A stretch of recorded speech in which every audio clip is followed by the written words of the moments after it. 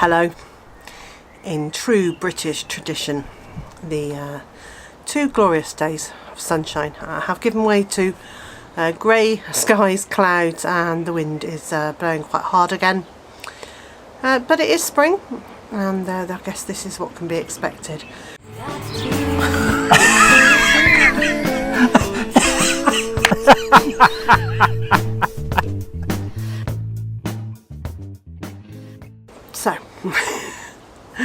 So I'm not even going to try and talk outside until the wind dies down a little bit. So I'll tell you what's happened this morning. The local company that gives us scrap wood and that we also buy our pallets from very cheaply text to say, did we want a whole pile of scrap wood? The wind is obviously blowing in the right direction for my greenhouse to be mooing at me again. I'm going to ignore that. So they've delivered another huge pile of wood, which Mr. J and I need to go through and put the usable pallets on the pile of pallets, and the scrap wood can get cut down for the fire for next winter. So I've started doing that. Mr. J has fixed the roof on one of the small chicken houses that we have out in the fields. It's a small house with a run. In a moment we're going to move that, and then I'm going to try and get the broody Brahma and her babies into there so that she's out of the palace. And she's actually got some grass. She hasn't been on any grass for 3 to 4 weeks, and I think it's quite important that not only that she gets a bit of grass and to scratch around, but those babies get to experience that as well. She is doing a lot of scratching in the run that she's in at the moment. She's very definitely ready to be outside. So it's now late afternoon. It's still fairly windy, but the sun has come out, as you can see. It's lovely out here. A little while ago I opened the door on the pen behind me and let the broody mamas come out. Well, they're not broody anymore, but let the mothers come out, bring their chicks to have a run around, which we've done for the last couple of days. Just let them out, stay here with them, supervising them, which they don't really need, to be honest. Those mothers are incredibly protective. They're very good mums, but there are 5 cats very locally, including Monty, and so I just felt it was a really good idea just to keep an eye on them. So here's a little bit of how they got on.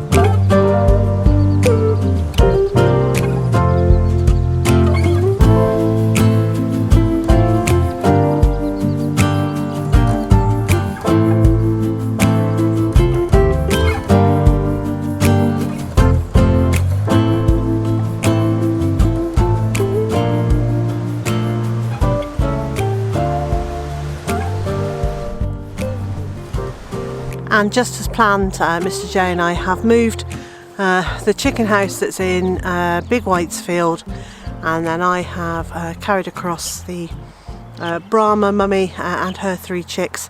So they are now out getting some sunshine and some fresh grass for the first time since they hatched, and she is looking really pleased to have some grass.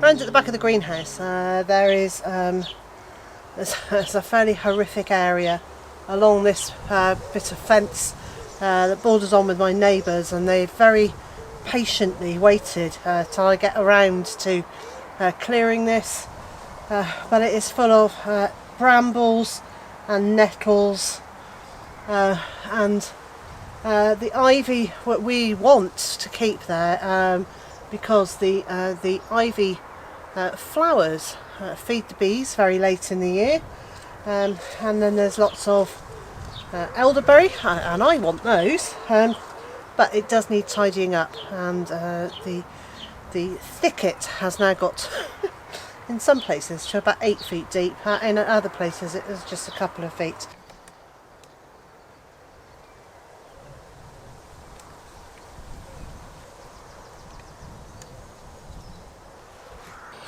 So you can see behind me there's an area. If I lean backwards you can see that's about 7 or 8 feet long. The brambles went up and over the fence, which is why I'm saying my neighbours are quite so long suffering and kind not to nag me about it. And they came out about 6 feet. They were covering the back of the greenhouse there.